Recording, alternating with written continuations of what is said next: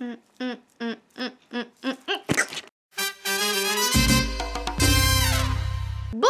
j'espère que vous allez bien. Je me présente, je m'appelle Oriana et je suis une latina qui parle français. En général ici, je poste des vidéos en espagnol pour mes amis latinos qui veulent apprendre français. Mais aujourd'hui, je vais vous faire une vidéo en français pour vous raconter un peu sur nous, sur notre culture.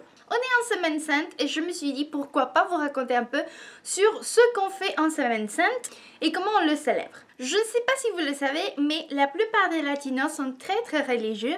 Environ 80% de la population latina est chrétienne. Et c'est pour cela que si vous allez chez un latino, sûrement vous allez trouver soit une petite Vierge Marie ou un saint, une petite médaille ou une image ou quelque chose représentatif de sa croyance. Nous avons l'habitude de faire des baptêmes, nous avons l'habitude de faire des communions et les mariages dans les églises.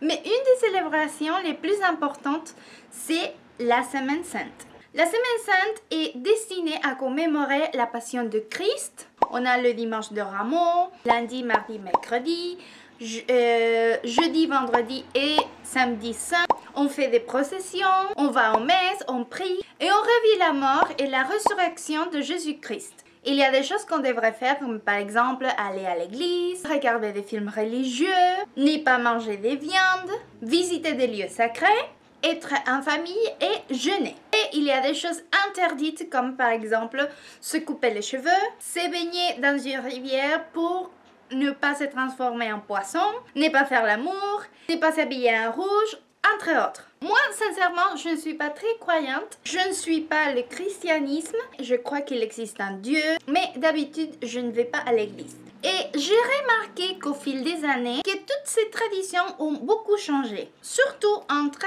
les jeunes. Je ne sais pas si c'est le cas dans votre pays, mais par exemple au Venezuela et en Colombie, pour la plupart des jeunes, la Semaine Sainte, c'est synonyme de vacances. Mais écoutez bien, je dis pour la plupart des jeunes. Je sais bien qu'il existe des exceptions, mais pour quelques personnes, la Semaine Sainte est synonyme de vacances. Vacances. On va à la plage, à la montagne, on voyage à l'extérieur, ou bien on se repose chez soi parce que ce sont des jours fériés où on ne doit pas travailler, on ne doit pas aller à l'école.